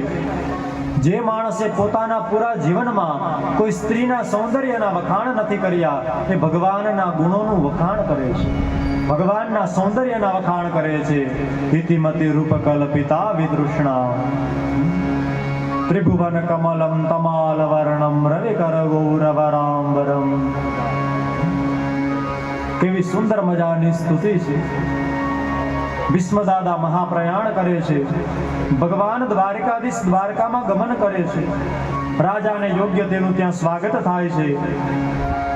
સૌનકજી પૂછે છે કે હે પ્રભુ, તમે જે પરીક્ષિત રાજાના જન્મની કથા કહી એ મને વ્યવસ્થિત સમજાવો, મને સંભળાવો. તેનું નામ શું પાડ્યું? ત્યારે કહે છે કે ભગવાન જ્યારે તેના ગર્ભમાં ગયા ત્યારે આમ તો એ બાળકનું મૃત્યુ થઈ ગયું હતું, પણ ભગવાને એને જીવિત કર્યો. ભગવાને તેની રક્ષા કરી, એટલા માટે એનું નામ થયું વિષ્ણુ રાત. વિષ્ણુ રાત, વિષ્ણુએ રક્ષા કરી એટલે એનું નામ થયું વિષ્ણુ રાત. જન્મતાની સાથે જ બધામાં પરીક્ષા કરવા લાગ્યો કે ગર્ભમાં મારી જે રક્ષા કરતા હતા એ આ છે, આ છે, આ છે, કોણ છે? બધાની પરીક્ષા કરવા લાગ્યા એટલે એનું નામ થયું પરીક્ષિત. બોલીએ પરીક્ષિત મહારાજ કી જય. એટલે તેનું પરીક્ષિત નામ પાડવામાં આવ્યું. સુતજી મહારાજ કથા કહે છે કે જ્યારે તે દિગ્વિજય કરવા માટે ગયા હતા ત્યારે પણ તેને જે વરદાન મળ્યું, શાપ મળ્યું, એ બધું જ કથા વિસ્તારથી છે. જે શાપ હતો વરદાન બની ગયો. આપણા ગ્રંથોમાં જેટલા વરદાન છે એ બધા શાપ છે, અને જે શાપ છે એ બધા વરદાન છે. ગઈકાલે આપણે એ બધું શ્રવણ કરીશું. પરીક્ષિત રાજા કેવા થશે એ સમજાવે છે. ઇક્ષ્વાકુ જેવો પ્રજાપાલક થશે, રામ જેવો બ્રાહ્મણોનો ભક્ત થશે. રામચરિતમાનસમાં કહ્યું છે કે તમારા જીવનમાં ભક્તિ આવે એનું પ્રમાણ શું? ભક્તિ આવે એનું પ્રમાણ શું? તો કે પ્રથમ વિપ્ર ચરણ પ્રીતિ હોય. સૌથી પહેલા બ્રાહ્મણોના ચરણમાં પ્રેમ થાય છે. બ્રાહ્મણોના ચરણમાં પ્રેમ થાય તો સમજવું કે તમારા જીવનમાં ભક્તિએ પ્રવેશ કર્યો છે. રામ જેવો બ્રાહ્મણ ભક્ત થશે. ભગવાન શ્રી રામચંદ્રજીએ યજ્ઞ કરી પૂરી પૃથ્વીને બ્રાહ્મણને દાનમાં આપી દીધી હતી. બ્રાહ્મણોએ રામને પરત કરી કે પ્રભુ તમે રાજ્ય કરો એ શોભે, અમે આનું શું કરવાના હતા. શંકર જેવો કૃપાળુ થશે, રમતીદેવ જેવો ઉદાર થશે, યયાતિ જેવો ધાર્મિક થશે, બલિ જેવો ધૈર્યવાન થશે. કળિયુગનું દમન કરે છે. સુખદેવજી પાસે પોતે કથા શ્રવણ કરશે અને અંતે તક્ષક કરડવાથી એનું મૃત્યુ થશે. અર્જુન દ્વારકા ગયા છે. ખૂબ સમય પછી પાછા આવ્યા. પ્રભુએ સ્વધામ ગમન કર્યું છે એ ખબર પડતા પાંડવો બધા નિસ્તેજ બની ગયા છે. પરીક્ષિતને રાજ્ય સોંપી અને પાંડવો સ્વધામ ગમન કરવા માટે ગયા છે. યુધિષ્ઠિરની ટચલી આંગળી જ ખાલી ઓગળી, બાકી તેઓ સ્વદેહે સ્વર્ગમાં જાય છે. નરોવા કુંજરોવા કપટવાળું સત્ય બોલ્યા હતા તો કુરુક્ષેત્રના મેદાનમાં તેનો રથ 2 વેત જેટલો ઊંચો ચાલતો હતો. ખોટું બોલ્યા રથ નીચે આવી ગયો. ખોટું બોલવાની સજા ધર્મને પણ મળે તો આપણને તો મળવાની જ છે. કૌરવો અને પાંડવોની જે ગતિ થઈ તેની કથા બતાવી છે. કૌરવો સ્વર્ગમાં ગયા, પાંડવો નરકમાં ગયા થોડા ક્ષણ માટે. પછી વધારે સમય માટે કૌરવો નરકમાં છે અને પાંડવો સ્વર્ગમાં છે. તેની પણ ચર્ચા કરી કે આવું કેમ થયું, એની પણ વિસ્તારથી કથા છે. પરીક્ષિત રાજા કલી નિગ્રહ કરવા માટે ગયા છે. કલી નિગ્રહનો પ્રસંગ વર્ણિત કરવામાં આવ્યો છે. કહે છે કે પરીક્ષિત રાજાના લગ્ન થયા છે. ઉત્તરની પુત્રી ઈરાવતી સાથે જન્મેજય વગેરે 4 પુત્રો થયા. કૃપાચાર્યના આચાર્ય પદે 3 અશ્વમેધ યજ્ઞ કર્યા છે. 3 અશ્વમેધ યજ્ઞ કર્યા. ગંગા કિનારે યજ્ઞ પૂર્ણ થયા છે. પછી દિગ્વિજય કરવાનો વિચાર આવ્યો. દિગ્વિજય કરવા માટે જ્યારે તેઓ નીકળ્યા ત્યારે એક દ્રશ્ય જુએ છે. ભયંકર કાળો પુરુષ રાજા જેવા શણગારો સજી અને ગાય અને બળદની જોડીને માર મારી રહ્યો છે. એ ગાય કોણ છે? પૃથ્વી છે. એ બળદ સાક્ષાત ધર્મનું સ્વરૂપ છે. તેને માર મારી રહ્યો છે. ગાયના 4 ચરણ છે. ધર્મના 4 ચરણ છે. ધર્મના 4 ચરણ કયા છે? તો કે સત્ય, તપ, પવિત્રતા અને દાન. 3 ચરણ કપાઈ ગયા છે. માત્ર સત્ય ઉપર એનો પગ ઉભેલો છે. ધર્મ માત્ર સત્ય ઉપર ટકેલો છે. બાકી બધા જ ચરણો વયા ગયા. પરીક્ષિત રાજાએ જોયું કે આવો ભયંકર દેખાવા વાળો આ છે, એ પુરુષ છે કોણ? ત્યારે તેઓએ તલવાર ઉઠાવી કે હમણાં જ હું તને મારી નાખું. તું કોણ છે? ગાય અને બળદને મારી રહ્યો છે? મારા ક્ષેત્રમાંથી તું ચાલ્યો જા, નહીંતર હમણાં જ તને મારી નાખીશ. ત્યારે કળિયુગ પરીક્ષિત રાજાની શરણમાં આવ્યું. પરીક્ષિત રાજાની શરણમાં આવે છે ત્યારે કહે છે કે તું પાંડવોની શરણમાં આવ્યો છે એટલે હવે તને મારવામાં નહીં આવે, પણ તું મારું રાજ્ય છોડી અને ચાલ્યો જા, કારણ કે તું દુષ્ટ છે. તને મારી જગ્યાએ હું ન રહેવા દઉં. કહે છે મહારાજ મને કોઈ સ્થાન આપો, જ્યાં પણ નજર કરું ત્યાં તમારું જ સામ્રાજ્ય છે, હું જાઉં ક્યાં? ત્યારે પરીક્ષિત મહારાજ કહે છે દ્યુતમ પાનમ સ્ત્રીહ સૂના. 4 જગ્યાએ તેને સ્થાન આપ્યા. તે 4 સ્થાન કયા છે? દ્યુત એટલે જુગાર, બીજું છે દારૂ, ત્રીજું છે સ્ત્રીનો સંગ અને ચોથું છે હિંસા. 4 સ્થાનો આપ્યા. ત્યારે કહે છે કે મહારાજ આ 4 સ્થાનો તો મલિન કહેવાય. કોઈ સારું સ્થાન આપો કે જેમાં બહુ મોટા માણસે આપ્યું હોય એવું લાગે. કોઈ એવું સ્થાન આપો કે જેમાં સારા પણ ફસાઈ જાય. રજો વૈ પંચમમ ચ, સુવર્ણ આપ્યું, અનિતિથી કમાયેલું ધન હોય, સોનું હોય, એમાં પણ કળિયુગનો વાસ છે. માટે બહુ સુવર્ણ ધારણ ન કરવા, અને અનિતિથી કમાયેલું ધન હોય એ તો માણસનો વિનાશ જ કરાવી દે છે. ચાર સ્થાનો તેને પ્રાપ્ત થયા છે. ધર્મને ચારે પગે ઊભો કરી અને પરીક્ષિત મહારાજ ઘરે આવ્યા. અસત્ય, મદ, આસક્તિ અને નિર્દયતા આ ચાર પ્રકારના સ્થાન કળિયુગને પ્રાપ્ત થયા છે. પરીક્ષિત મહારાજ ઘરે આવ્યા છે.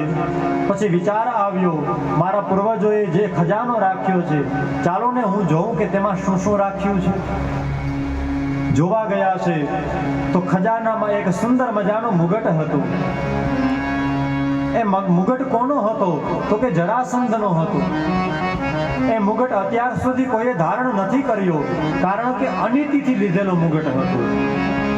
જરાસંધનો મુગટ હતો. કે ભગવાન કહે છે કે તમે એને પાછો આપી દો. યુધિષ્ઠિર કહે છે પાછો આપી દો, પણ ભીમ કહે છે ના, હું મુગટ નહીં આપું. આ તો સુંદર છે, ખજાનામાં સારો શોભે. પણ બધાએ માથે ધારણ ન કર્યું. પણ ઘરમાં આવું કોઈનું અનીતિનું પડ્યું હશે તો યાદ રાખજો, કોઈક ને કોઈક તો ધારણ અવશ્ય કરશે. પરીક્ષિત રાજાએ એ મુગટ ધારણ કર્યો. હવે કળિયુગ માથા ઉપર બેઠું. પગમાં કળિયુગ આવે તો ખોટી જગ્યાએ જવાનું મન થાય, પણ માથે કળિયુગ આવી અને સવાર થાય એટલે મનમાં ખરાબ વિચારો આવવા લાગે. પરીક્ષિત રાજા ગયા છે જંગલમાં. કોઈ દિવસ શિકાર નથી કર્યો. આજે આ રાજાને હરણોનો શિકાર કરવાનો વિચાર આવ્યો. હરણોનો શિકાર કરવા ગયા. વનમાં શિકાર કરી અને થાક્યા છે. કોઈ બ્રાહ્મણનો આશ્રમ જોવા મળ્યો. સમીક ઋષિના આશ્રમમાં તેઓ આવ્યા. આશ્રમમાં આવે છે, જુએ છે કે કોઈ ઋષિ આવી રીતે સમાધિમાં બેઠા છે. માથે કલીરૂપી મુગટ છે. એટલે વિચાર આવ્યો કે આ તો ઢોંગ કરે છે, આ તો ઢોંગ કરી રહ્યો છે. અમે રાજા છીએ, અમે આવ્યા તો પીવાનું પાણી ના આપ્યું, મને આસન ના આપ્યું, મને અર્ઘ્ય ના આપ્યું. આવા ઢોંગીઓ હોવા જ ન જોઈએ. ત્યાં મરેલો સર્પ હતો. તે બાણ ઉપર સર્પ લઈ અને સર્પ એના ગળામાં પહેરાવી રાજા પાછો આવ્યો. રાજા જ્યારે ઘર તરફ જઈ રહ્યો છે, ગળામાં સર્પ પહેરાવ્યો. આ વાતની ખબર નદી કિનારે રમતા રમતા સમીક ઋષિના પુત્ર શૃંગીને ખબર પડી. શૃંગીને ખબર પડી છે કે તમારા પિતાના ગળામાં મરેલો સર્પ નાખ્યો છે. તમારા પિતાના ગળામાં મરેલો સર્પ નાખ્યો છે. રાજાએ મારા પિતાનું અપમાન કર્યું છે. ત્યારે કહે છે કે આ ક્ષત્રિયો બ્રાહ્મણના ઉપાસક છે, બ્રાહ્મણોની સેવા કરે છે. પણ હવે આ લોકો બ્રાહ્મણોને કંઈ સમજતા જ નથી. જ્યારે ચાણક્ય રાજાના દરબારમાં આવે તો ધનાનંદને પણ પસીનો વળી જાય કે બ્રાહ્મણ કેમ આજે મારા દરબારમાં આવ્યા છે. હવે હું મારા તપની તાકાત બતાવીશ. હાથમાં જળ લે છે. કૌશિકી નદીનું હાથમાં જળ લઈને કહે છે, ઇતિ લંઘિત મર્યાદમ તક્ષકઃ સપ્તમેહની. હે રાજા, આજથી 7મે દાડે તને તક્ષક નાગ આવી અને કરડશે, તારું મૃત્યુ થશે, તારું મૃત્યુ થશે. આમ કહી દુખી થઈ અને તે પોતાના આશ્રમમાં આવ્યા. સમીક ઋષિનો પુત્ર પોતાના આશ્રમમાં આવે છે. પિતાની પાસે આવી રડતા રડતા ખોડામાં બેસે છે, રોવા લાગ્યો. ત્યારે પિતા કહેવા લાગ્યા. ધીમે ધીમે સમીક ઋષિની આંખો ખુલી. ગળામાં સર્પ હતો, તે ઉપાડી સાઈડમાં મૂક્યો. કહે છે, બેટા તું શા માટે રડવા લાગ્યો? આંખો બંધ કરી અને વિચાર્યું. ખબર પડી ગઈ કે મારા પુત્રએ તો રાજા પરીક્ષિતને શાપ આપ્યો છે. જોજો ધાર્મિક માણસની વાત. એને બેટાને સારો ન કહ્યો, બેટાના વખાણ ન કર્યા. એમ કહ્યું, અરે મૂર્ખ, તે તો ખોટું કર્યું. તે જે રાજાને શાપ આપ્યો છે એ રાજા શાપનો અધિકારી નથી. કારણ કે આ રાજા કોણ છે? કે જે બ્રાહ્મણોનો ભક્ત છે, જેણે ધર્મની રક્ષા કરી છે. આ પાંડવોનો વંશજ છે. કદાચ એનાથી કોઈ અપરાધ થઈ જાય તો આવડી મોટી સજા ન દેવી જોઈએ. બે ઋષિકુમારોને મોકલ્યા છે કે તમે જઈને શાપના સમાચાર આપો. ત્યારે પરીક્ષિત મહારાજને સમાચાર મળ્યા. હજી તો પરીક્ષિત મહારાજ ઘરે આવ્યા મુગટ ઉતારી અને જેવો રાખ્યો, તરત જ વિચાર આવ્યો, પશ્ચાતાપ થવા લાગ્યો કે હું તો એ વ્યક્તિ, હું તો એ પરંપરાનો માણસ છું, હું તો એ વંશનો દીકરો છું કે જે બ્રાહ્મણોના ચરણને ધોઈ અને એનું પાન કરે છે. મેં બ્રાહ્મણનું અપમાન કર્યું, મારાથી ને આવું થયું કેમ? ખૂબ પશ્ચાતાપ કરે છે, વિચાર કરે છે, મને બહુ જલ્દી આની સજા મળવી જ જોઈએ. ત્યાં જ ઋષિકુમારો આવી અને સમાચાર આપે છે, 7મે દાડે તમને તક્ષક કરડશે, તમારું મૃત્યુ થશે, માટે હે રાજા 7 દિવસ તમારી પાસે છે, એ અમે તમને જાણ કરીએ છીએ. જેવા સમાચાર મળ્યા એક જ ક્ષણમાં પોતાનું રાજ્ય પુત્ર જન્મેજયને સોંપી અનશન વ્રત ધારણ કરી ગંગા કિનારે આવી અને બેસી ગયા છે. ઋષિ મુનિઓને પૂછ્યું, બધાને પૂછ્યું કે મારો અંતિમ સમય નજીક છે, મારે શું કરવું જોઈએ? બધા કહે છે અમને ખબર નથી, અમે જાણતા નથી. જેમ તે માતાના પેટમાં હતા ત્યારે ત્યાં ભગવાન તેની રક્ષા કરવા માટે આવ્યા હતા, ત્યારે જ્યારે આ રાજા નદી કિનારે અંતિમ સમયે બેઠા છે ત્યારે ભગવાન પોતે સુખદેવજીના રૂપમાં આવી અને એને મુક્તિ અપાવવા માટે આવી ગયા છે. સુખદેવજી મહારાજ ત્યાં પધાર્યા છે. બધા પોતાના આસન ઉપરથી ઊભા થયા, સુખદેવજીને ઉચ્ચ આસને બિરાજિત કરાવ્યા છે. સુખદેવજી મહારાજ કહે છે કે હે રાજા સાંભળો, હું કોઈ પણ જગ્યાએ ગાય દોવા જેટલા સમયે જ ઊભો રહું છું, તેનાથી વધારે ઊભો રહેતો નથી. પણ આજે 7 દાડા સુધી હું તારી જગ્યાએ બેસવાનો છું. કેમ? તો કે તને મુક્તિ અપાવવા માટે. તને મુક્તિ અપાવવા માટે 7 દિવસ સુધી હું અહીંયા બેસવાનો છું. રાજાએ પ્રશ્ન કર્યો છે, પણ સ્વાર્થનો પ્રશ્ન નથી કર્યો, પરમાર્થનો પ્રશ્ન કર્યો છે. કહ્યું છે કે જેનો અંતિમ સમય નજીક હોય તેણે શું કરવું જોઈએ. એમ નથી કહ્યું કે મારે શું કરવું જોઈએ, જેનો અંતિમ સમય નજીક હોય તેણે શું કરવું જોઈએ. મનુષ્ય માત્રનું પરમ કર્તવ્ય શું છે એ મને બતાવો. ત્યારે સુખદેવજી મહારાજ કહેવા લાગ્યા કે હે રાજન સાંભળો. સુખદેવજી મહારાજ મંગલાચરણ કરે છે. આપણે ભગવાનના અવતાર સુધી જવું છે એટલે થોડી સંક્ષિપ્તમાં કથા સાંભળીએ. ફરી પાછી આવતીકાલે એ કથા વિસ્તારથી શ્રવણ કરીશું. એ રાજા ખટવાંગ પાસે માત્ર 2 ઘડીનો સમય હતો તો પણ તેને પરમધામ પ્રાપ્ત થઈ ગયું.